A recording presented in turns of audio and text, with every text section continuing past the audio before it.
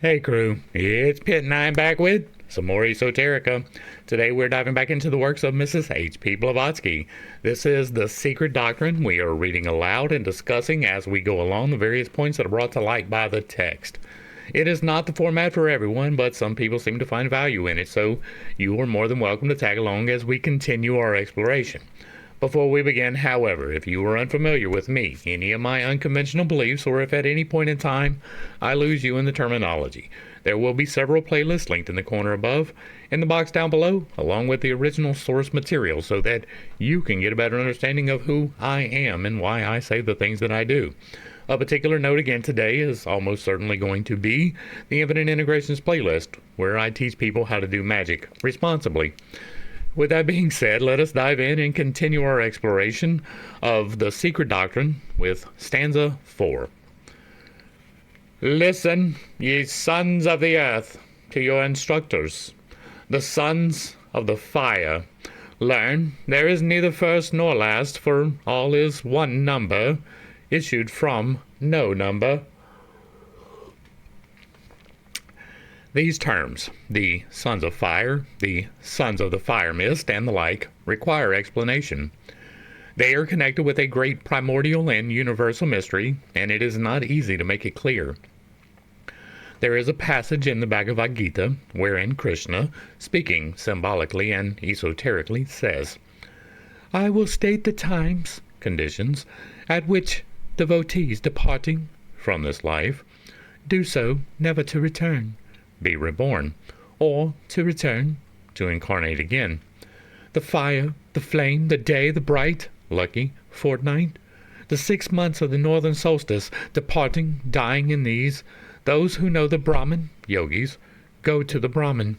Smoke, night, the dark, unlucky fortnight, the 6 months of the southern solstice, dying in these, the devotee goes to the lunar light, or mansion of astral light also, and returns, is reborn. These two paths, bright and dark, are said to be eternal in this world, or great kalpa, age. By the one a man goes, never to come back, by the other he returns. Now these names, fire, flame, day, and the bright fortnight, etc., as smoke, night, and so on, leading only to the end of the lunar path, are incomprehensible without a knowledge of esotericism. I'm going to say that without symbology, right, there's probably going to get into an explanation of the symbology of that, but without symbology, that is fucking stupid. It is. The day you were born doesn't really make that much of a difference in your life. Astrology probably has a very small influence on life due to magnetic influences. I do plan on doing a study on that.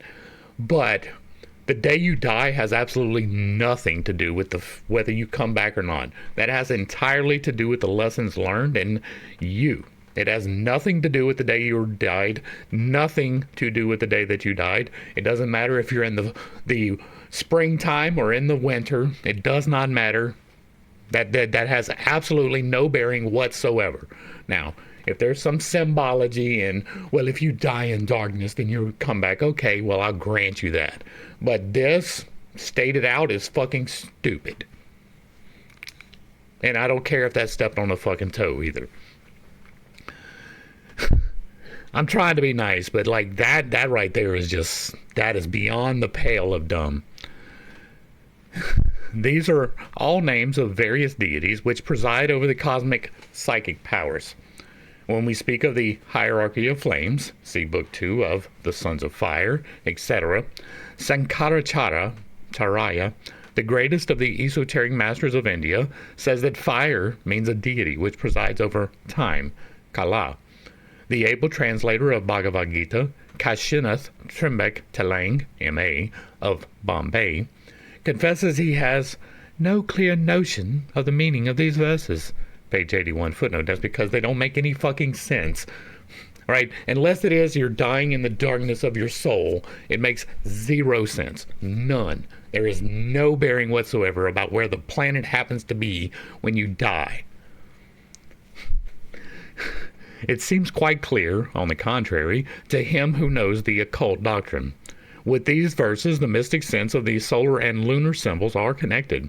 The Pitris are lunar deities and our ancestors because they created the physical man. And again, I do not believe in any of these deities, right? I don't. I believe that there may be entities, but if there are entities, they are not deities, even if they are so far beyond our comprehension that we cannot wrap our minds around it. If you can see it ever, at any point ever, it is not the God. Period. The end. God is all things at one time and cannot be inside of himself exclusively, right? He cannot manifest as God inside of the creation because then the creation would collapse. And so I don't believe that they were deities, even if they did create the physical man. That just means that they were a higher order of physical being, not deities. Period. The end. With zero equivocation. The Agnishwatha, the Kumara, the seven mystic sages, are solar deities, though the former are Pitris also, and these are the fashioners of the inner man. See Book 2. They are the sons of fire, because they are the first beings. In the secret doctrine, they are called minds, evolved from primordial fire. The Lord is a consuming fire. Deuteronomy 4:24. That is better explained by the 12,000-year disaster cycle. You should check that out. That's probably where that particular verse came from. The Lord, Christos, shall be revealed with his mighty angels in flaming fire. 2 Thessalonians 1:7 and 8. The Holy Ghost descended on the apostles like cloven tongues of fire. Acts 2, verse 3. Vishnu will return on Kalki, the white horse, as the last avatar amid fire and flames, and Sishiosh will be brought down equally on a white horse in a tornado of fire. And again, both of those can be explained by the 12,000-year disaster cycle. You should look that up. We are coming back upon the fire part of that particular cycle. And I saw heaven open, and behold, a white horse, and he that sat upon him is called the Word of God. Revelations 19:13. Amid flaming fire. Fire is ether in its purest form, plasma, and hence it is not regarded as matter, but it is the unity of ether, the second manifested deity, in its universality. But there are two fires, and a distinction is made between them in the occult teachings. The first is the purely formless and invisible fire concealed in the central spiritual sun, is spoken of as a triple metaphysically, while the fire of the manifested cosmos is septenary throughout both the universe and our solar system. The fire, or knowledge, burns up all action on the plane of illusion, says the commentary. Therefore, those who have acquired it and are emancipated are called fires. Speaking of the seven senses, symbolized as hotrists, priests, the Brahmana says in Anugita, thus, these seven senses, smell, taste, and color, sound, etc., are the causes of emancipation. What? Thus, these seven, the senses, smell and taste, color and sound, etc., are the causes of emancipation? You would think that that would be the causes of tethering. And the commentator adds, it is from these seven from which the self is to be emancipated. No, again, that is no. I am here devoid of qualities must mean the self, not the Brahmana who speaks. And again, we are in a physical reality, whether you believe that it is a simulation or the figment of the God or whatever you happen to believe. Now, I believe in timelines, right? I'm an odd one. I'm okay with that. I believe that we are each on our own individual timeline. But while you are here in this incorporation, voluntarily incorporated on this planet, you are to do things, right? Some of those things are going to involve you seeing. They're going to involve you hearing. They're going to involve you tasting and touching and all of the senses. That is going to happen. It's meant to happen. You are not meant to remove yourself from smells. You're not meant to remove yourself from anything, really, right? You're supposed to be in the moment. You're supposed to be learning something from the unpleasant things and the pleasant things. You're not supposed to be emancipated from the mortal coil until the time has come for you to return. Does that mean that you can't have meditative practices where you reach the state of nirvana? No, that does not mean that. You are not emancipated from it. You are going to return, right? A temporary reprieve is not an emancipation. The ability to overcome is not an emancipation. Those things still happen. Emancipation means that it does not happen anymore. And so I disagree heartily with this, right? This is taking away the experience of the incarnation. This is depriving the incarnation of all value and meaning, right? If you are only living for after the incarnation, you are doing it wrong. Period. The end. And again, I don't really care if I stepped on your toes with that. The expression, all is one number, issued from no number, relates again to that universal and philosophical tenet just explained in stanza 3. All is one. We have talked about that significantly. The law of manifestation is 138 because one is the most important. All is one. The Holy Spirit is literally every single atom in existence and all of the space between those atoms. That is the all that one comes from, right? That which is absolute is, of course, no number, but in its later significance, it has an application in space as in time. It means that not only every increment of time is part of a larger increment, up to the most indefinitely prolonged duration conceivable by the human intellect, but also that no manifested thing can be thought of except as part of a larger whole. I agree with that.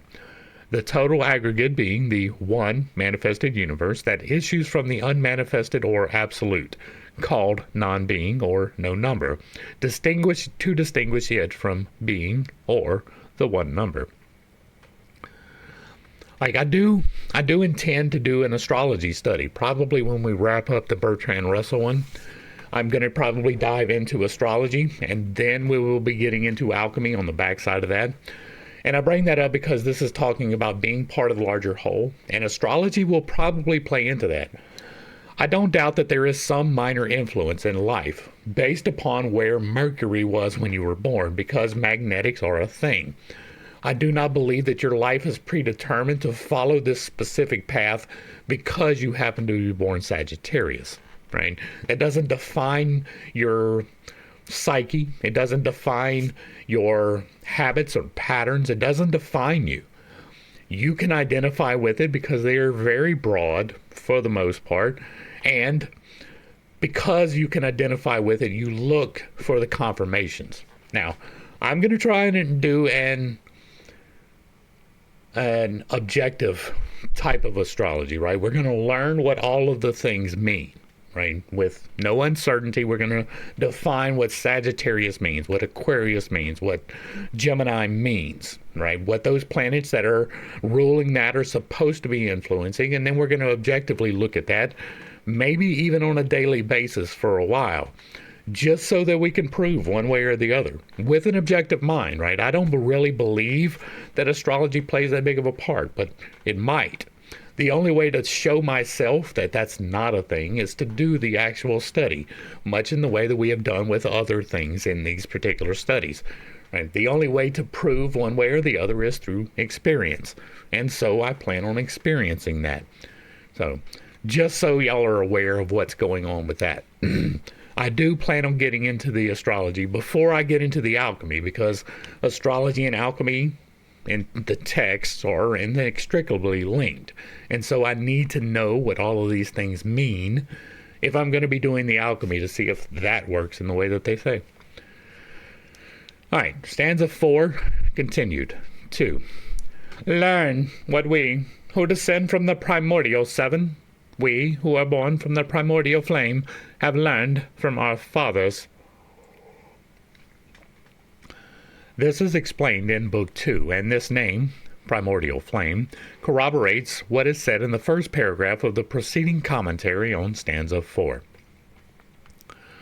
The distinction between the primordial and the subsequent 7 builders is this. The former are the ray and direct emanation of the first sacred 4, the tetractys, that is, the eternally self-existent one. Eternal in essence, note well, not in manifestation, and distinct from the universal one. No. The eternally self-existent one would be the universal one, right? We would be the manifestation of that, right? The individualized slice of divinity that is us navigating the 5D in the temple. That would be us, right? The universal one and the self-existent one are going to be the exact same thing.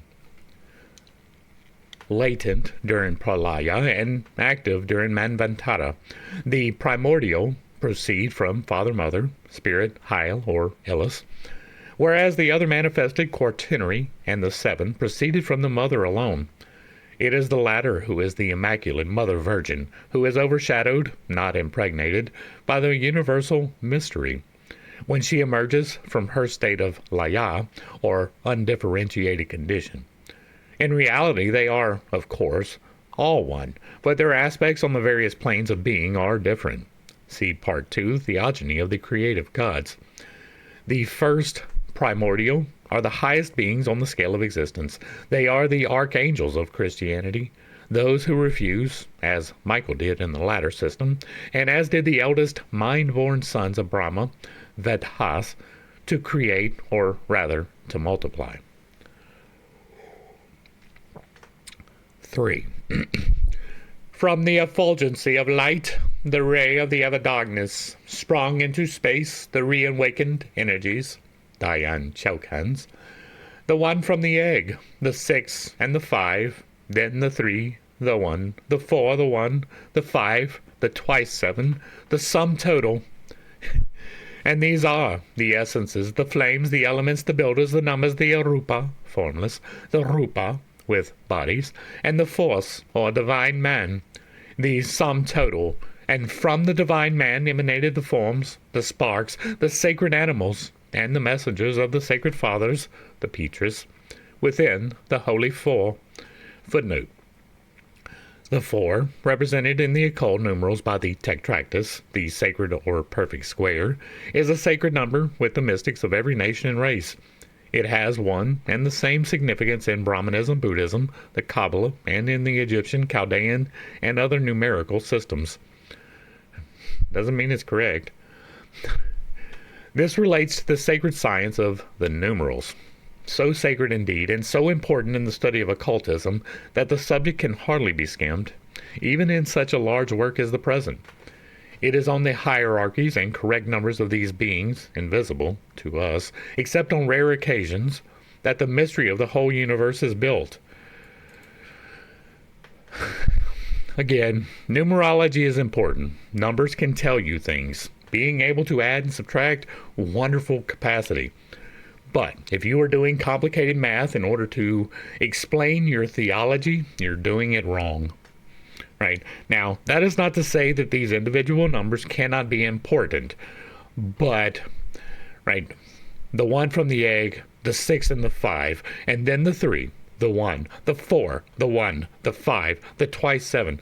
This is just randomly inserting them wherever you feel like they happen to fit. No. The Kumaras, for instance, are called the 4, though in reality 7 in number. Because Sanaka, Sananda, Sanantana, and Sanat Kumara are the chief Vaidhatra, their patronymic name, as they spring from the fourfold mystery. To make the whole clearer, we have to turn for our illustrations to tenets, more familiar to some of our readers, namely the Brahmanical. According to Manu, Hiran Yagarbha is Brahma, the first male, formed by the indiscernible causeless cause, in a golden egg resplendent as the sun. As states the Hindu classical dictionary, Hiranyagarbha means the golden, or rather the effulgent womb, or egg. The meaning tallies outwardly with the epithet of male. Surely the esoteric meaning of the sentence is clear enough. In the Rig Veda it is said that the one Lord of all beings, the one animating principle of God and man, arose in the beginning in the golden womb, Hiranyagarbha, which is the mundane egg or sphere of our universe. That being is surely androgynous, and the allegory of Brahma separating into two and recreating in one of his halves, the female Vak, himself as Viraj, is a proof of it. Okay, a proof is you have done something to show with zero doubt that this has happened, right? A mathematical proof is 2 plus 2 equals 4. That is truth. I don't care about your funny math. 2 plus 2 is 4. That is a proof. This is not a proof. This is at best a hypothesis. I believe that this is what has happened. Let us form an experiment in order to determine the proof. You don't have the proof. You have a series of interpolations, right? You're interpreting what you believe through the lens of what you believe into what you already believe. That is the same problem that we found all the way through the Bible. When we did the Bible study, all the way through it, we saw that it was building proofs upon itself with no outside corroboration whatsoever. The same thing here. This is a great theory. It may even be true, but we do not have proof that it is. I believe that the Creator is beyond genders, that the creation was not reliant upon him impregnating anything, but rather the creation of things. That is not provable. It is my belief. The 1 from the egg, the 6 and the 5 give the number 1065. No, it doesn't. The value of the firstborn. Later on, the male and female Brahma, Prajapati, who answers to the numbers 7 and 14 and 21 respectively. The Prajapati are, like the Sephiroth, only 7, including the synthetic Sephira of the triad from which they spring.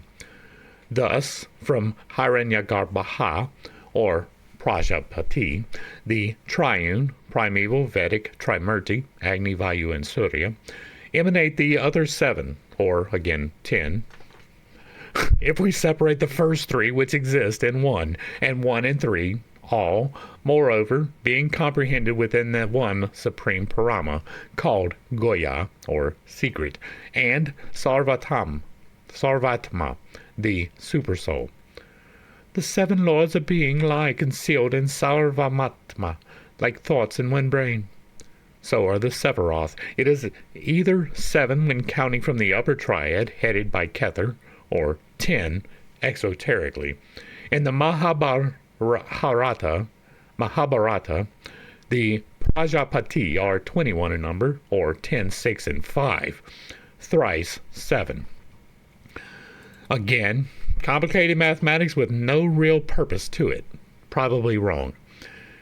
In the Kabbalah, the numbers are a value of Jehovah, vis-a-vis 1065, since the numerical values of the 3 letters which compose his name, Yod, Vav, and twice He, are respectively 10, 6, and 5, or again, thrice 7. Hold on.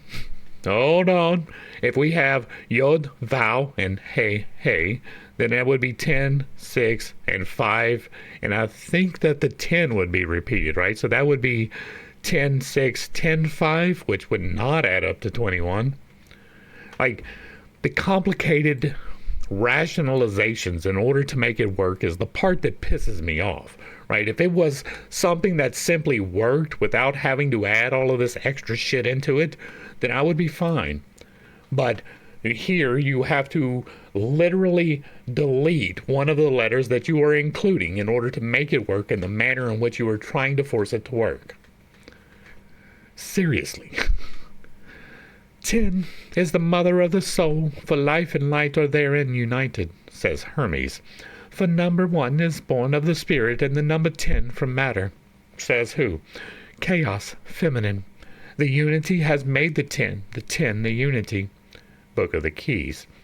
Y'all remind me to look that one up. By the means of the Tamura, the anagrammatical method of the Kabbalah, and the knowledge of 1065, 21, a universal science may be obtained regarding cosmos and its mysteries. Rabbi Yogel. The rabbis regard the numbers 10, 6, and 5 as the most sacred of all. We definitely differ in that. We missed the footnote. Oh, there it is.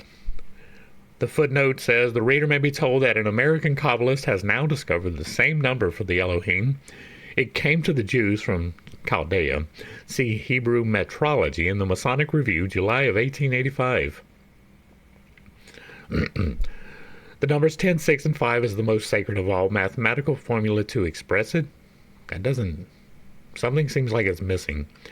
This set of figures must have the same meaning, since 1 to the 314,159th power, and then again 1 to 3 to 1,415,927 power, are worked out in the secret calculations to express the various cycles and ages of the firstborn, or 311 trillion 40 billion with fractions, and yield the same 13,415 by a process we are not concerned with at present.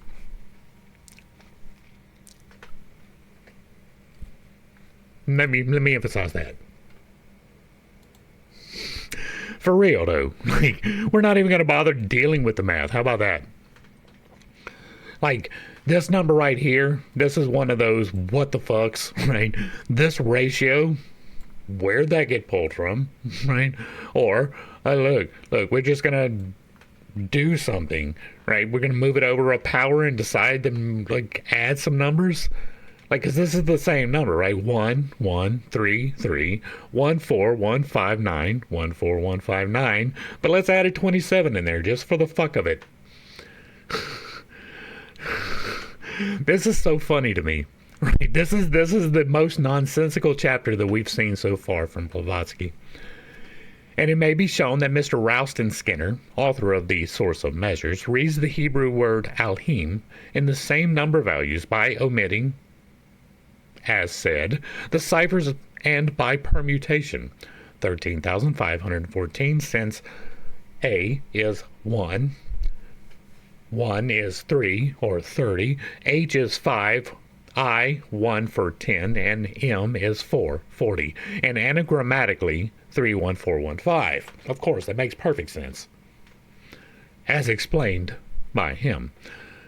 Thus, while in the metaphysical world, the circle with the one central point in it has no number and is called Anupadaka, parentless and numberless. No, it would be the number 1. Vis-a-vis, like it was the beginning and end, the alpha, the omega. I get that, right? We talked about that already.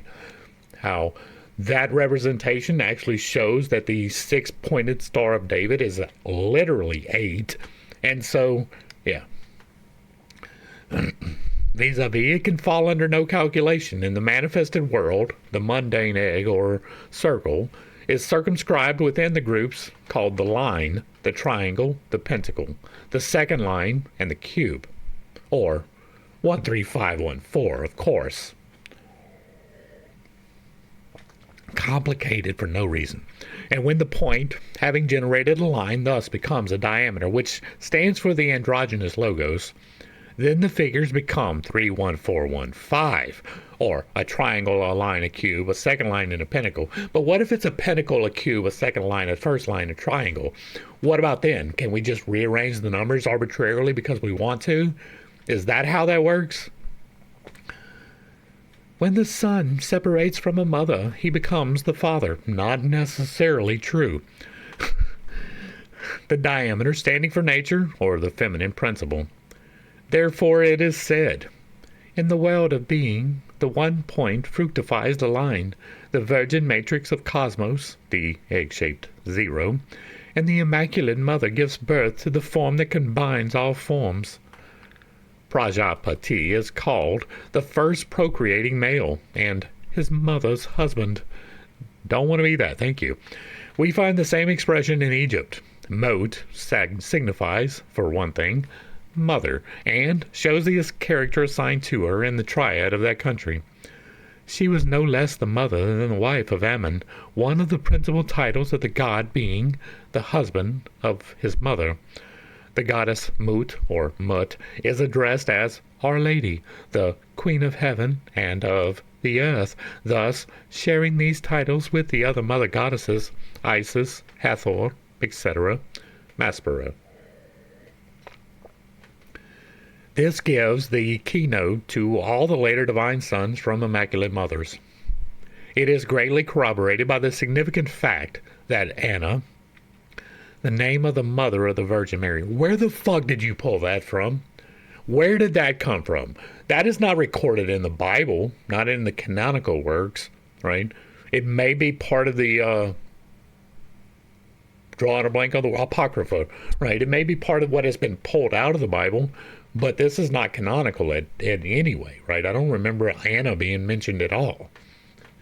And I could be wrong, right? I'd hold that, right? But I don't think so. I don't remember that. I don't remember her name being Anna. The name of the mother of the Virgin Mary, now represented by the Roman Catholic Church as having given birth to her daughter in an immaculate way. Mary, conceived without sin, is derived from the Chaldean Ana, heaven, or astral light, anima mundi, whence Anayatia Dividurja, the wife of Siva, is also called Annapurna.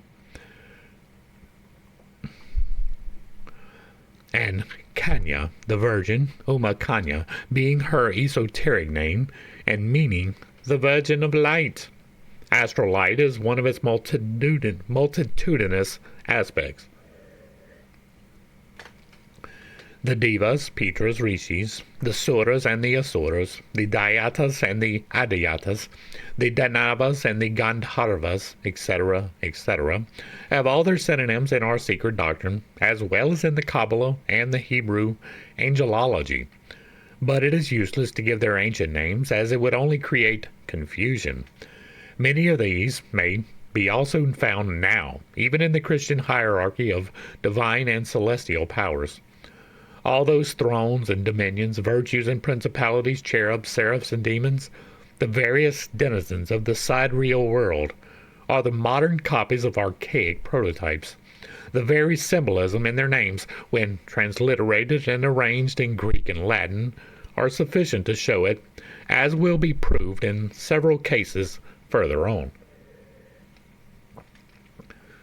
These sacred animals are found in the Bible as well as in the Kabbalah, and they have their meaning, a very profound one too, on the page of the origins of life. In the Sefer Jazira, it is stated that God engraved in the Holy Four the throne of his glory, the Ophanim, wheels or world spheres, the Seraphim, we're going to check that footnote. This is the literal translation from the 9th and 10th sections. 10 numbers without what? 1. The Spirit of the living God who liveth in eternities, voice and spirit and word, and this is the Holy Spirit. 2. Spirit out of spirit, he designed and hewed therewith 22 letters of foundation. 3 mothers, and 7 double, and 12 single, and 1 spirit out of them. 3. Water out of spirit, he designed and hewed them, the barren and the void, mud and earth. He designed them as a flower bed, hewed them as a wall, covered them as a paving. 4. Fire out of water, he designed and hewed therewith the throne of glory and the wheels, and the seraphim and the holy animals and the ministering angels. And of the 3 he founded his dwelling, as it is said, he makes his angels spirits, and his servants fiery flames. Which words, founded his dwelling, show clearly that in the Kabbalah, as in India, the deity was considered as the universe, and was not, in his origin, the extra-cosmic God he is now. That is where I am, not necessarily where they are. The seraphim, the sacred animals, and the ministering angels, and from these, the air, water, and fire, or ether, he formed his habitation. Thus was the world made. Through 3 seraphim, Sapphire, Saphar, and Sippur, or through number, numbers, and numbered, With the astronomical key, these sacred animals become signs of the zodiac. And see, astrology this is one of the reasons why we're doing the zodiac. Stanza 4 continued. 4. This was the army of the voice, the divine septenary. The sparks of the 7 are subject to, and the 7s of, the 1st, 2nd, 3rd, 4th, 5th, 6th, and the 7th of the 7. These sparks are called spheres, triangles, cubes, lines, and modulas. For thus stands the eternal Nirvana, the wow, the permutation of Iau. Oh, Iau. We talked about magnetics and how that is the sound of magnetics. This sloka gives again a brief analysis for the hierarchies of the Dhyan Kokans, called devas, gods in India, or the conscious intelligent powers in nature. To this hierarchy correspond the actual types into which humanity may be divided. For humanity, as a whole, is in reality a materialized, though as yet imperfect, expression thereof. The army of the voice is a term closely connected with the mystery of sound and speech, as an effect and corollary of the cause, divine thought. As beautifully expressed by P. Christian, the learned author of The History of Magic and of L'Homme Rouge de Tullier, the word, spoken by as well as the name of, every individual largely determined his future fate. Why? Because when our soul, mind, creates or evokes a thought, the representative sign of that thought is self-engraved upon the astral fluid, which is the receptacle, and so to say the mirror of all the manifestations of being. The sign expresses the thing is the hidden or occult virtue of the sign. To pronounce a word is to evoke a thought and make it present. The magnetic potency of the human speech is the commencement of every manifestation in the occult world. To utter a name is not only to define a being, an entity, but to place it under and condemn it through the emission of the word, verbum, to the influence of one or more occult potencies. Things are, for every one of us, that which it, the word, makes them while naming them. The word, verbum, or the speech of every man is quite unconsciously to himself a blessing or a curse. This is why our present ignorance about the properties or attributes of the idea, as well as about the attributes and properties of matter, is often fatal to us. I talk often, and hopefully well, about manifestation and how speaking aloud actually allows it to happen. Right? You can set your intention, but if you do not state it, you're not amplifying it. The 7 internal chakras each act as a different mode, right? They're in pairs, right? The top and the bottom, the base and the crown. Those are reception, right? You're receiving from the divine, which is the 8th, outer encapsulating. And the energy that passes through from the top and the bottom move then to the 3rd eye and the sacral. Those are directional devices. It is with your mind and your 3rd eye that you set the intention for the thought, right? For the inspiration, for the manifestation to happen. The same with the sacral. It is a innate desire, right? The base being survival, the sacral being reproductive or creative or generative. And so those two set the direction. I want to generate in this direction, being the sacral. I want to form this thought in this direction, being the 3rd eye. That moves down to the throat and up to the solar plexus. These are amplification devices. Your solar plexus amplifies your generative by nourishing it and giving it the needed fuel for amplification. The throat literally amplifies it. It goes from here to here, right? You are creating with the toroid from your voice. And if you didn't know, your voice comes out and expands and goes like this, and then it comes back around and it hits you in the butt. That is how it works, right? You are creating the toroid of existence with the word. the same way that you do it by feeding it and giving it energy from your solar plexus. Now these merge in the heart, right? The heart binds together the as below, which is the lower three, with the as above, which is the upper three. And if those are in alignment and pass through 3 into 1 into the divine, that is where manifestation happens. So, yes. All right. I missed this footnote too. The literal signification of the word is, among the Eastern occultists of the North,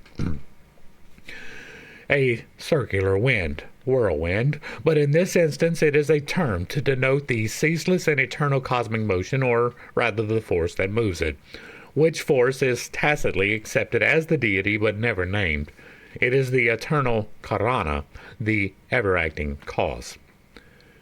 Yes, names and words are either beneficent or maleficent.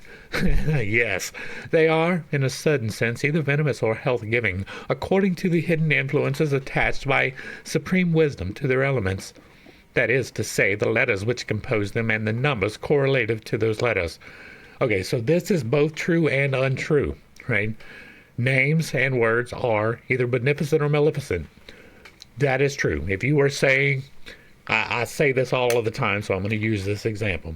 If you wake up every morning and you say it's going to be a shitty day, you are destined for a shitty day. You have literally created that. That is a maleficent word.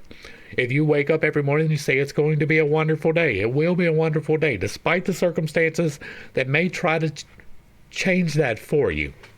You are creating beneficent words, but it has absolutely nothing to do with the letters or the numbers that compose them. Absolutely nothing. There may be some words that are defined by the numbers contained within them, but as far as I am aware, that is not a real thing, right?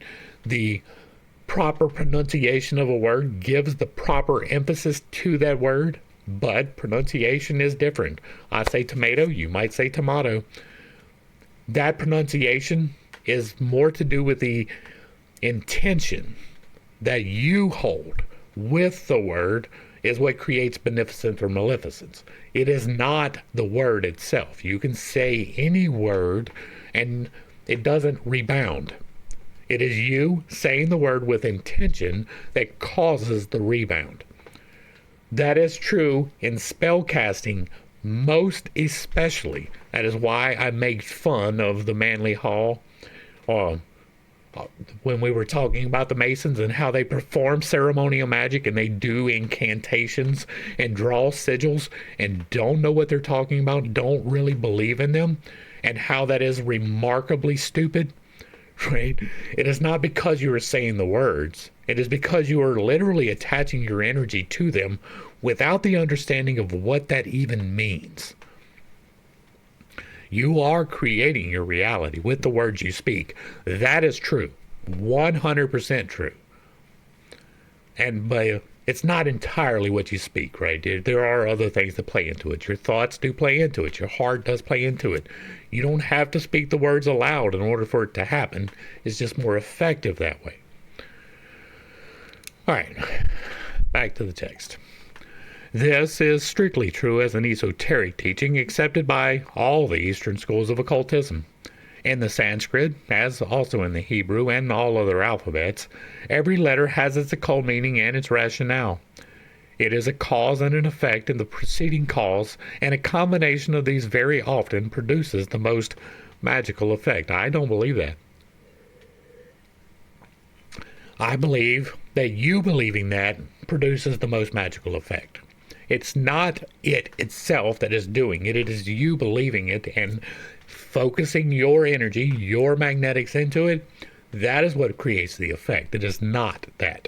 The vowels, especially, contain the most occult and formidable potencies. That is fucking hilarious.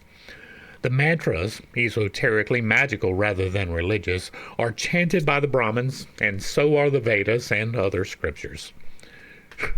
There is no letter that is more holy than others. Right?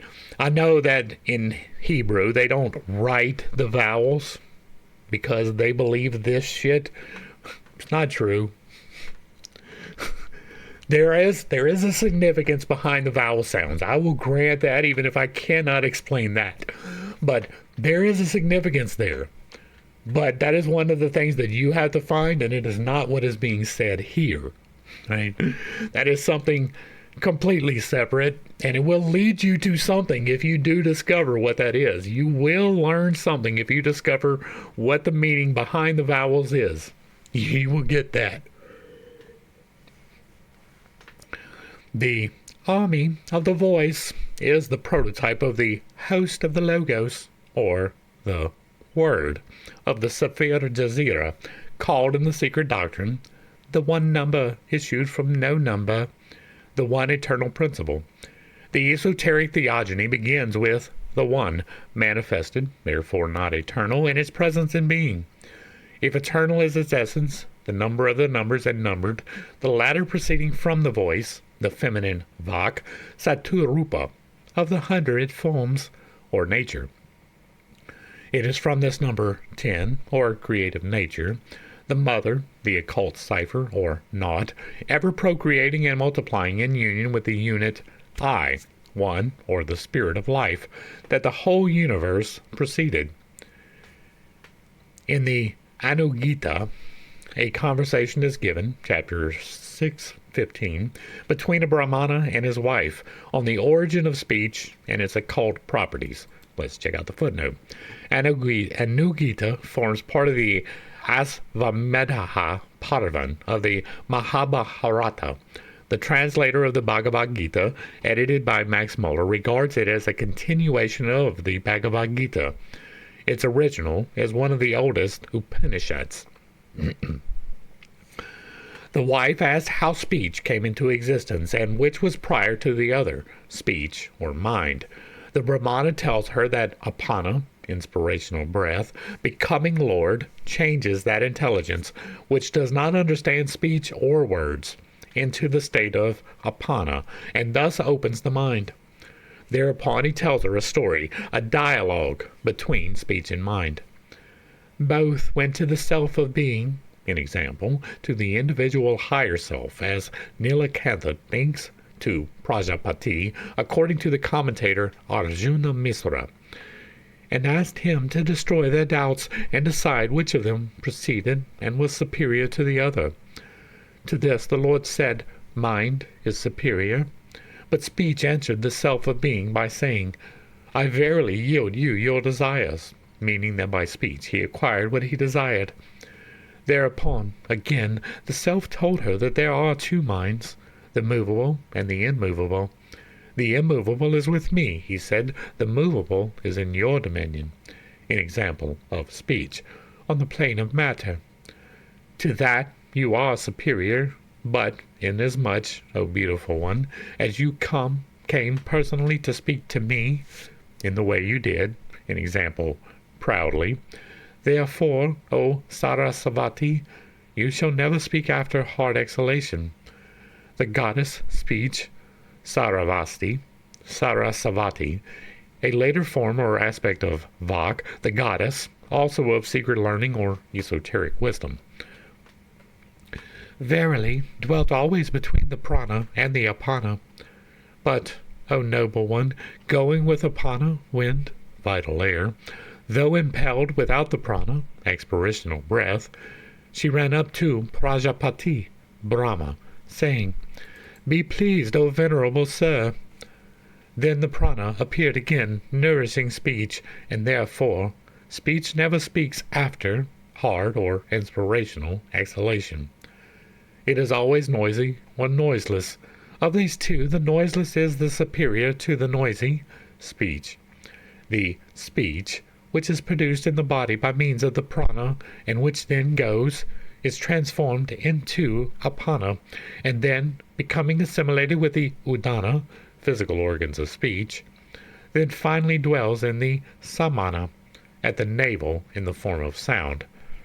As the material cause of all words, says Arjuna Misra, so speech formerly spoke.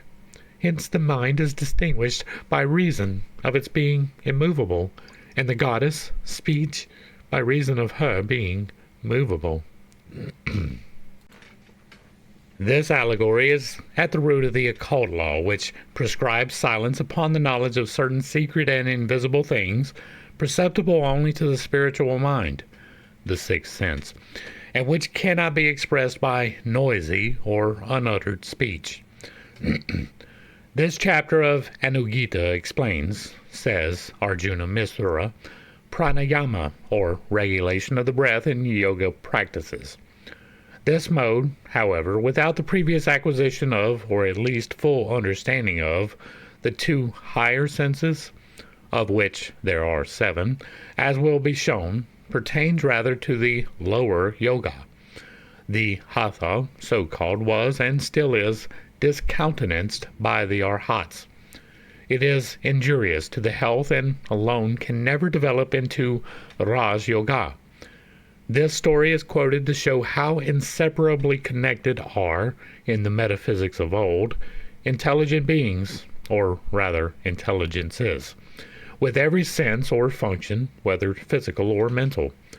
The occult claim that there are 7 senses in man, as in nature, as there are 7 states of consciousness, is corroborated in the same work, chapter 7, on pratyahara, the restraint and regulation of the senses, pranayama being that of the vital winds, or breath. The Brahmana speaks in it of the institution of the 7 sacrificial priests, hotris. He says, the nose and the eyes and the tongue and the skin and the ear as the 5th, or smell, sight, taste, touch, and hearing, mind, and understanding are the 7 sacrificial priests separately stationed, and which, dwelling in a minute space, still do not perceive each other. On this sensuous plane, none of them except mind, for mind says, the nose smells not without me, the eye does not take in color, etc., etc. I am the eternal chief among all elements, in example, senses. Without me, the senses never shine, like an empty dwelling, or like the fires of the flames, which are extinct. Without me, all beings, like fuel half dried and half moist, fail to apprehend qualities or objects, even with the senses exerting themselves. And there is a footnote.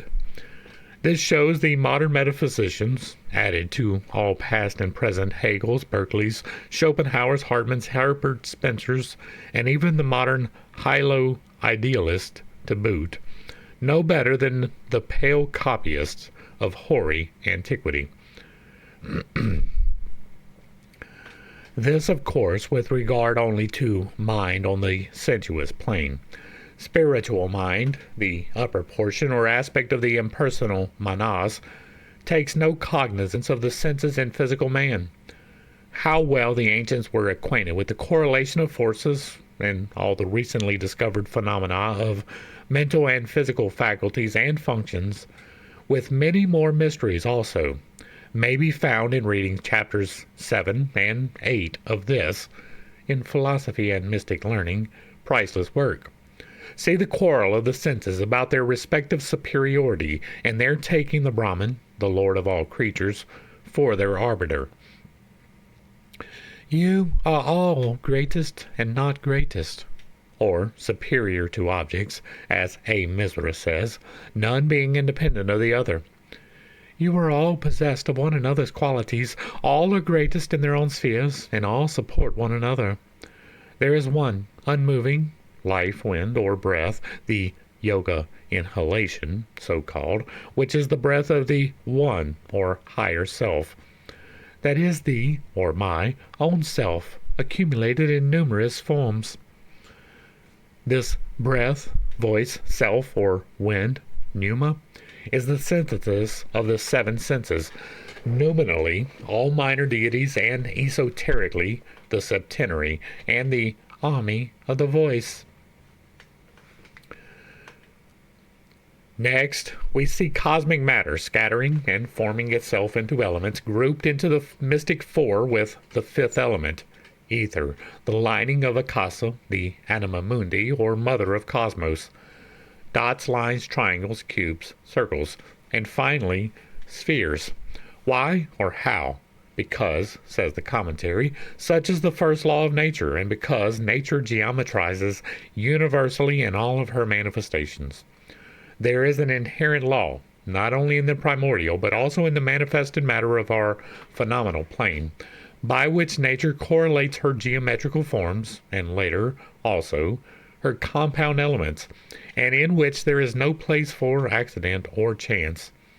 It is a fundamental law in occultism that there is no rest or cessation of motion in nature. We're going to check out that footnote. It is the knowledge of this law that permits and helps the Arhat to perform his siddhis, or various phenomena, such as disintegration of matter, the transport of objects from one place to another. That which seems to rest is only the change of one form into another, the change of substance going hand in hand with that of the form, as we are taught in occult physics, which thus seem to have anticipated the discovery of the conservation of matter by a considerable time. Says the ancient commentary to stanza 4, and there is a footnote here. These are ancient commentaries attached with modern glossaries to the stanzas, as the commentaries in their symbolical language are usually as difficult to understand as the stanzas themselves. The mother is the fiery fish of life. She scatters her spawn, and the breath, motion, heats and quickens it. The grains of spawn are soon attracted to each other and form the curds in the ocean of space. The larger lumps coalesce and receive new spawn in fiery dots, triangles, and cubes, which ripen, and at the appointed time, some of the lumps detach themselves and assume spheroidal form, a process which they effect only when not interfered with by the others. After which, law number blank comes into operation. Motion, the breath, becomes the whirlwind and sets them into rotation. This footnote appears to be twice. In a polemical scientific work, The Modern Genesis, the author, the Reverend W.B. Slaughter, criticizing the position assumed by the astronomers, asks, "Is it to be regretted that the advocates of this nebula theory have not entered more largely into the discussion of it, the beginning of rotation? No one condescends to give us the rationale of it. How does the process of cooling and contracting the mass import to it a rotary motion? The question is amply treated in the addendum. It is not materialistic science that can ever solve it. Wrong. Motion is eternal and in the unmanifested, and periodical in the manifest, says an occult teaching. It is when heat caused, footnote continued on next page, by the descent of the flame into primordial matter causes its particles to move, which becomes whirlwind. A drop in liquid assumes a spheroidal form, owing to its atoms moving around themselves in their ultimate, unresolvable and noumenal essence, unresolvable for physical science at any rate. We have resolved that. We have mentioned before the electric universe. The Thunderbolts Project does excellent work with this, telling us a lot of things. And one of the things that is described is the reason why the rotation happens in the manner that it does. It is due to electromagnetics, right? The friction of magnetics rubbing against each other causes the rotation. It is really that simple. If you have two magnets and you move them close to each other, it causes the other one to move, right? Positive and negative, it either moves with an attractive force or a repulsive force. The rotation is simply that being expressed in motion. The way it is held in place by other forces, right? Everything is magnetics. There are greater magnetics, greater forces, and lesser magnetics or lesser forces. The lesser force causes the rotation. The greater force holds the attraction so that it rotates as it goes around, like the planet with the sun, for instance. We are rotating clockwise because we are rotating around the sun in a counterclockwise manner, and that friction between our magnetics is what causes the Earth to move. It really is that simple. It is reproducible in a lab. That is why I'm saying it in that manner. Like, they've literally done the experiments. Don't take my word for it. Go back to the Thunderbolts project. They have a lot of work, so you'll have to dig and find it. And I'm not sure which video it was I watched, but there is definitely an explanation for that. Stanza 4, continued 5, which is blank. Darkness, the boundless, or the no number, adi nadana, savab havat, the O for X, unknown quality. 1. The adi sanat, the number, for he is 1. 2. The voice of the word, savab havat, the numbers, for he is 1 and 9. 3. The formless square, arupa. And these three, enclosed within the boundless circle, are the sacred 4, and the 10 are the arupa, subjective, formless, universe. Then come the suns, the 7 fighters, the 1, the 8th, left out, and his breath, which is the light maker. Like, I really do feel like this is an explanation of the chakras without giving the explanation of the chakras. Right? 7 plus 1. Again, like, this is repeated throughout this. And it is not explained correctly, right? There are plenty of explanations, but none of them touch the truth. Adi Sanat, translated literally, is the first or primeval ancient, which names identifies the Kabbalistic Ancient of Days and the Holy Aged. Saphira and Adam Kadmon, with Brahma, the creator, also called Sanat among his other names and titles. Svab Havat is the mystic essence, the plastic root of physical nature. Numbers, when manifested. The number in its unity of substance on the highest plane. The name is of Buddhist use and a synonym for the fourfold anima mundi, the Kabbalistic archetypal world, from whence proceeded the creative, formative, and the material worlds, the scintillae or sparks. The various other worlds contained in the last 3. The worlds are all subject to rulers or regents, rishis and pitris, with the Hindus, angels with the Jews and Christians, gods with the ancients in general. B. This means that the boundless circle, 0, becomes a figure or number only when one of the 9 figures precedes it, and thus manifests its value and potency. The word, or logos, in union with the voice and spirit. See footnote.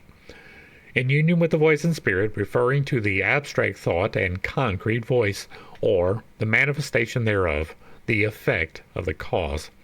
Adam, Kadmon, or Tetragrammaton is the logos in the Kabbalah. Therefore, this triad answers in the latter to the highest triangle of Kether, Kokma, and by name, Kokama, the last a female potency, and at the same time the male Jehovah, as partaking in the nature of Kokama, or the male wisdom. Word or logos in union with voice and spirit, the expression and source of consciousness, standing for the 9 figures and thus forming, with the cipher, the decade which contains in itself all the universe. The triad forms within the circle the tetractys, or sacred 4, the square within the circle being the most potent of all the magical figures. The one rejected is the sun of our system, the divine aura. The exoteric version may be found in the oldest Sanskrit scriptures, in the Rig Veda, Aditi, the boundless or infinite space, translated by Mr. Max Muller. The visible, infinite, visible by the naked eye, the endless expanse beyond the earth, beyond the clouds, beyond the sky. It is equivalent of Mother Space, coeval with darkness. She is very properly called the Mother of the Gods, Deva Matri, as it is from her cosmic matrix that all the heavenly bodies in our system were born, suns and planets. Thus she is described allegorically in this wise. 8 sons were born from the body of Aditi. She approached the gods with 7, but cast away the 8th, Martanda, our son. The 7 sons, called the Aditya, are, cosmically or astronomically, the 7 planets, and the sun, being excluded from their number, shows plainly that the Hindus may have known, and in fact knew of, a 7th planet without calling it Uranus. We'll check out this. The secret doctrine teaches that the sun is a central star and not a planet, yet the ancients knew of and worshipped 7 great gods, excluding the sun and earth. Which was that mystery god they set apart? Of course not Uranus, discovered only by Herschel in 1781. But could it not be known by another name? Says the author of Machinery Occulte. Occult sciences having discovered through astronomical calculations that the number of the planets must be 7, the ancients were led to introduce the sun into the scale of these celestial harmonies to make him occupy the vacant place. Thus, every time they perceived an influence that pertained to none of the 6 planets known, they attributed it to the sun. The error only seems important, but was not so in practical results. If the ancient astrologers replaced Uranus by the sun, which is a central star relatively motionless, turning only on its axis and regulating time and measure, and which cannot be turned aside from its true functions, the nomenclature of the day of the week is thus faulty. The Sunday ought to be Uranus Day. Urani dies Urandi, adds the learned writer Regan. But esoterically and theologically, so to say, the Adityas are, in their primitive, most ancient meanings, the 8, and the 12 great gods of the Hindu pantheon. The 7 allow the mortals to see their dwellings, but show themselves only to the Arhats, says an old proverb. Their dwellings, here standing here for planets. And again, I'm going to insert chakras here, right? The 7 allow the mortals to see their dwellings, but only show themselves to the Arhats. You can see them, right? I can see the subtle energies. I can see the subtle fields. I cannot necessarily differentiate each one of the chakras inside of you. But in the overarching, the 8th divine aura, the colors of the misaligned chakras will bleed through and show. I do not doubt that someone with more experience working with the subtle energies than I have would be able to see these completely, right? Individualized inside of the person, and thus do the healing that is necessary. I don't doubt that at all. I believe that this is probably, in fact, talking about that instead of the planets, even though the planets do work. The ancient commentary gives an allegory and explains it. 8 houses were built by Mother, 8 houses for her 8 divine sons, 4 large and 4 small ones, 8 brilliant sons according to their age and merits. Balilu Martenda was not satisfied, though his house was the largest. He began to work as the huge elephants do. He breathed, drew in, into his stomach the vital airs of his brothers. He sought to devour them. The larger 4 were far away, far on the margin of their kingdom. See footnote. Planetary system. They were not wrought, affected, and laughed. Do your worst, sir, you cannot reach us, they said. But the smaller wept. They complained to the mother. She exiled Balilu to the center of her kingdom, from whence he could not move. Since then he only watches and threatens. He pursues them, turning slowly around himself, they turning swiftly from him, and he following from afar the direction in which his brothers move on the path that encircles their houses. See footnote. The sun rotates on his axis always in the same direction in which the planets revolve in their respective orbits. Astronomy teaches us. There is a reason for that. We've talked about it. From that day, he feeds on the sweat of the mother's body. He fills himself with her breath and refuse. Therefore, she rejected him. Thus, the rejected son being our sun, evidently, as shown above, the sun's suns, refer not only to our planets, but to the heavenly bodies in general. Himself only a reflection of the central spiritual sun, Surya is the prototype of all those bodies that evolved after him. In the Vedas, he is called Loka-kakshu, Shukshu, Chak-kakshu, the eye of the world, our planetary world, and he is one of the three chief deities. He is called indifferently the sons of Dayus and of Aditi, because no distinction is made with reference to or scope allowed for the esoteric meaning. Thus, he is depicted as drawn by 7 horses and by one horse with 7 heads, the former referring to his 7 planets, the latter to their one common origin from the one cosmic element. This one element is called figuratively fire. The Vedas, Ayatareya Brahmana of Hogg, also page 1, teach that the fire verily is all the deities, Narada in Anugita. The meaning of the allegory is plain, for we have both the Daizan commentary and modern science to explain it, though the two differ in more than one particular. The occult doctrine rejects the hypothesis born out of the nebular theory that the 7 great planets have evolved from the sun's central mass, not of this our visible sun, at any rate. The first condensation of cosmic matter, of course, took place about a central nucleus, its parent sun. But our sun, it is taught, merely detached itself earlier than all the others, as the rotating mass contracted, and is their elder, bigger brother, therefore, not their father. We're not going to get into Tycho's today, but you should look up the Tycho's theory. The 8 Adityas, the gods, are all formed from the eternal substance, cometary matter, the mother. Let's check out the footnote. This essence of cometary matter, occult science teaches, is totally different from any of the chemical or physical characteristics with which modern science is acquainted. It is homogeneous in its primitive form beyond the solar systems, and differentiates entirely once it crosses the boundaries of our Earth's region, vitiated by the atmospheres of the planets and the already compound matter of the interplanetary stuff, homogeneous only in our manifested world. That is the theory, all right.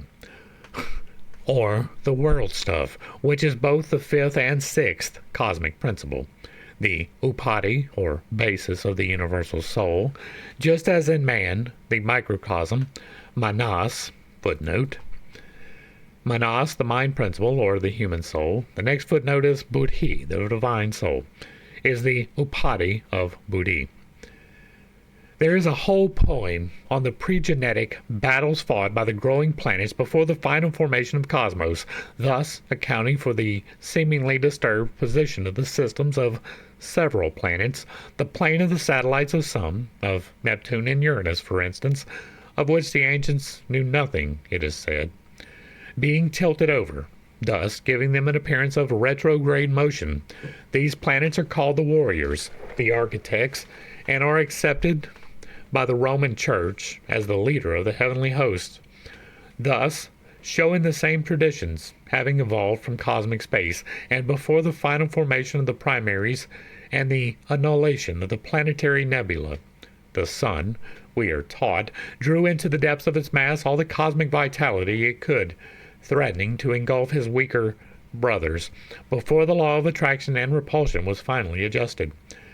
After which he began feeding on the mother's refuge and sweat, in other words, on those portions of ether, the breath of the universal soul, of the existence and constitution of which science is yet absolutely ignorant. Going to take just a second to point out the Ancient Lore playlist, where we talk about the Enuma Elish, and which describes what is being discussed here. A theory of this kind having been propounded by Sir William Grove, see Correlation of the Physical Forces, 1843, page 81, and Address to British Association, 1866, who theorized that the systems are gradually changing by atmospheric additions or subtractions, or by accretions and diminutions arising from nebulous substances. And again that the sun may condense gaseous matter as it travels in space, and so heat may be produced. The archaic teaching seems scientific enough, even in this age. Not necessarily. Heat does not condense, right? Alright, this is the first footnote. Very similar ideas in Mr. W. Matthew Williams, The Fuel of the Sun, and Dr. C. William Siemens on the Conservation of Solar Energy, Nature 25, and also in Dr. P. Martin Duncan's address of the President of the Geological Society, London, May of 1877. Mr. W. Matthew Williams suggested that the diffused matter, or ether, which is the recipient of the heat radiations of the universe, is thereby drawn into the depths of the solar mass, expelling thence the previously condensed and thermally exhausted ether. It becomes compressed and gives up its heat, to be in turn driven out in a rarefied and cooled state, to absorb a fresh supply of heat, which he supposes may to be the way taken up by the ether, which he supposes to be in this way taken up by the ether and again concentrated and redistributed by the suns of the universe. See Comparative Geology by Alexander Winchell. Now, I believe that the sun is a conduit for electricity. That sets me into a different realm than most people who believe that the sun is a fusion plant.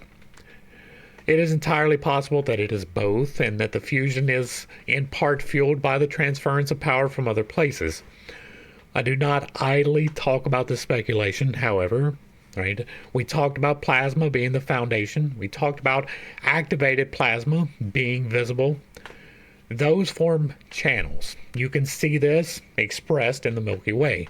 Our James Webb Telescope is doing great things in showing the actual mechanics of this happen. It seems that heat, or motion, is transferred between stars through these conduits of plasma.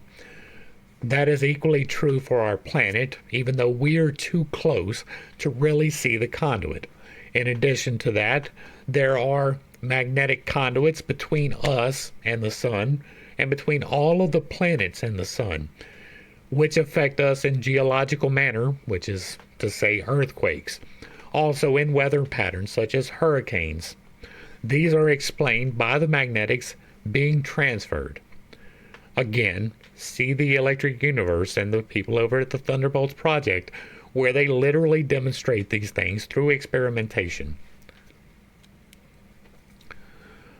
This is about as close an approximation to the occult teachings as science ever imagined, for occultism explains it by the dead breath given back by Martanda and his feeding on the sweat and refuse of Mother Space.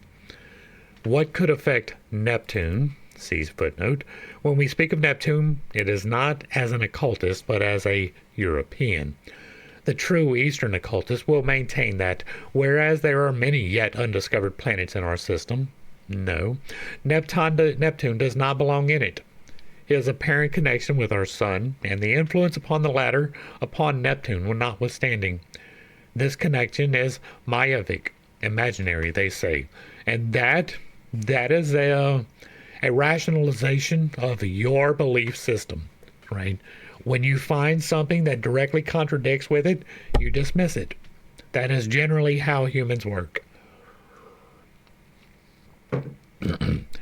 What could affect Neptune, Saturn, and Jupiter? But little. Would have killed such comparatively small houses as Mercury, Venus, and Mars. As Uranus was not known before the end of the 18th century, the name of the fourth planet mentioned in the allegory must remain to us, so far, a mystery. The breath of all the seven is said to be Bhaskara, light-making, because they, the planets, were all comets and suns in their origin. They evolve into mantivanteric life from primeval chaos, now the phenomenon of irresolvable nebulae.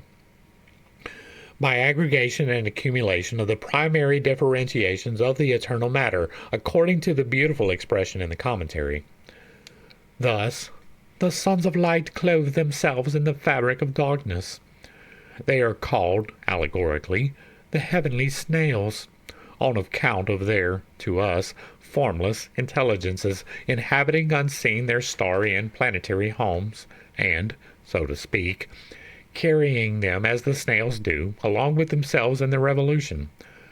The doctrine of a common origin for all the heavenly bodies and planets was, as we see, inculcated by the archaic astronomers before Kepler, Newton, Leibniz, Kant, Herschel, and Laplace. Heat, the breath, attraction, and repulsion, the three great factors of motion, are the conditions which all the members of this primitive family are born, developed, and die, to be reborn after a night of Brahma, during which eternal matter relapses periodically into its primary undifferentiated state.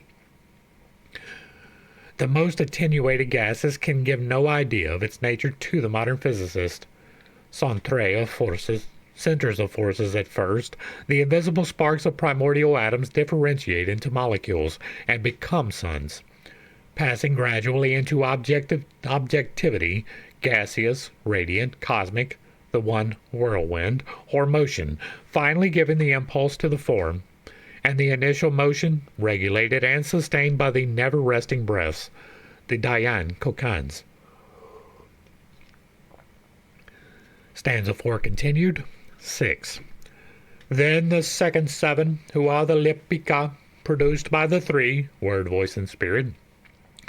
The rejected sun is one, the sons are countless. The Lipika, from the word lipi, writing, means literally the scribes. See footnote. These are the four immortals, which are mentioned in the Atharva Veda as the watchers or guardians of the four quarters of the sky.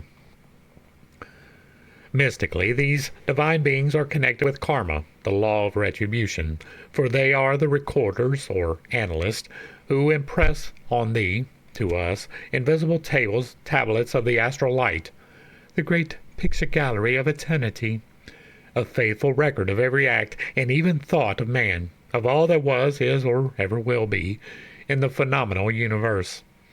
It is said in Isis that this divine and unseen canvas is the book of life. As it is the Lapika who project into it objectivity from the passive universal mind, the ideal plan of the universe, upon which the builders reconstruct the cosmos after every pralaya, it is they who stand parallel to the seven angels of the presence, whom the Christians recognize in the seven planetary spirits, or the spirits of the stars. For thus it is they who are the direct amanuenses of the eternal ideation, or, as called by Plato, the divine thought. We have Plato in the Ancient Lore playlist as well. The eternal record is no fantastic dream, for we meet with the same records in the world of gross matter. A shadow never falls upon a wall without leaving thereupon a permanent trace, which might be made visible by resorting to proper processes, says Dr. Draper. The portraits of our friends or landscape views may be hidden on the sensitive surface from the eye, but they are ready to make their appearance as soon as the proper developers are resorted to. A spectre is concealed on a silver or glassy surface until, by our necromancy, we make it come forth into the visible world. Upon the walls of our most private apartments, where we think the eye of intrusion is altogether shut out, and our retirement can never be profaned, there exist the vestiges of all our acts, silhouettes of whatever we have done. See footnote 2. Conflict between religion and science, Draper. Dr. Yvons and Babbage believe that every thought, displacing the particles of the brain and setting them in motion, scatters them throughout the universe, and they think that each particle of the existing matter must be a register for all that has happened. Principles of Science, Volume 2, page 455. Thus, the ancient doctrine has begun to acquire rights of citizenship into the speculations of the scientific world. The 40 assessors, who stand in the region of Amenti as the accusers of the soul before Osiris, belong to the same class of deities as the Lepika, and might stand paralleled were not the Egyptian gods so little understood in their esoteric meaning. The Hindu Chitra Gupta, who reads out of the account of every soul's life from his register, called Agara Sandhani, the assessors, who read theirs from the heart of the defunct, which becomes an open book before, whether Yama, Minos, Osiris, or Karma. All are so many copies of and variants from the Lepika and their astral records. Nevertheless, the Lepika are not deities connected with death, but with life, eternal. Connected as the Lepika are with the destiny of every man and the birth of every child, whose life is already traced in the astral light, not fatalistically, but only because the future, like the past, is ever alive in the present. They may also be said to exercise an influence on the science of horoscopy. We must admit the truth of the latter whether we will or not.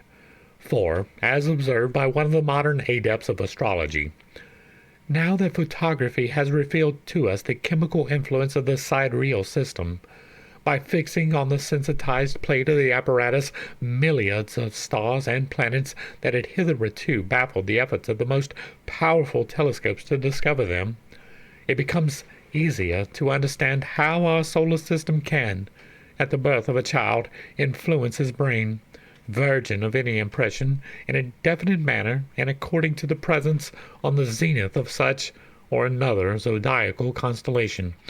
And it is shit like that is exactly why I am going to study astronomy. Sorry if you're a scientist. And that is going to bring us to the end of stanza 4. I think we're on 4, right? Yeah. Hopefully I brought a little bit of enlightenment and not too much confusion to a somewhat difficult set of topics. I understand that I hold some unconventional beliefs and that I have a tendency to step on toes whenever I relay those. It is not intentional, but it is not something I apologize for. I'm here to talk about things that I know and to speculate sometimes on things that I don't. I try to be clear when I am speculating, and I try to be clear when I am definite. This numbering, it really is a problem for me, right? Some of it makes sense. Some of it even seems to be misinterpreted, right? The chakras are real. The planets are real things. How much influence those hold on each other is up for speculation. I don't believe that the gematria, for instance, is true. I don't believe that your name holds any special significance in anything other than being a power word for making things happen, right? If I give you my name, you have control over my influence in my life. Not necessarily full control, but a measure of control, right? In the same manner that if I call upon a word in technical speak and I mispronounce it, people will get upset. There is a reason for that, and it is an energetic imbalance, right? That's why I started this off talking about I'm going to butcher the names. Please don't be mad about it, because I don't have the vernacular for some of the words in here. I am doing my best. I am endeavoring to even learn, but for the most part, I'm not going to be able to correctly pronounce these things. So don't get mad. I am not trying to cast aspersions by intentionally mispronouncing, which is a thing. The words you speak absolutely do have power. The numbers behind those words significantly less. Numbers can be influential. They do have purpose. They do have meaning. But generally speaking, if you have to do complicated mathematics to arrive at the conclusion, it's the wrong conclusion. When numbers appear and they have meaning, they are generally very easy to understand because you're meant to understand them, right? In the same manner that theology really is real simple, right? It literally comes down to turning to source, God, creator, or whatever you want to call him, and saying, I messed up, I want to change. Speaking that out loud creates the toroid of change. Intentionally invoking that expresses your intention to source so that it can be fulfilled, right? That is real. There was never a need to sacrifice anything for you to be forgiven and for you to change your life. Well, the only thing that had to happen was for you to genuinely want it to happen. Theology is simple. Mathematics is simple. If you see a number, it may have significance. If you see it repeatedly, it probably has significance. But you don't have to add it together to get to that significance. It is clear. There may be instances in which mathematics is necessary, right? The simplification of numbers, sure, fine, whatever. But you don't get to just randomly pull out or put in variables in order to make it fit what you want. The problem with gematria, as we have stated before, and I will state again, is that it's too variable. If you don't find what you are looking for, you can change the equation. That does not work for me, right?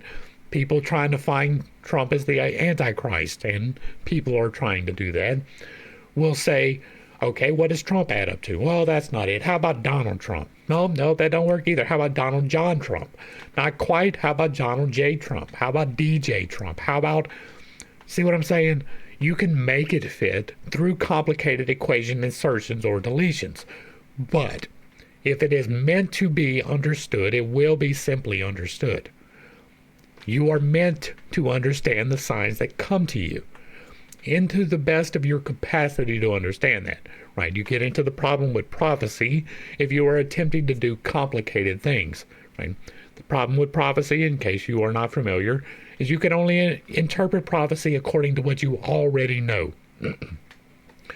You may get new information, but you will filter that through what you already know. If we were to take Isaiah and sit him right here next to me, he could not describe almost anything in this room.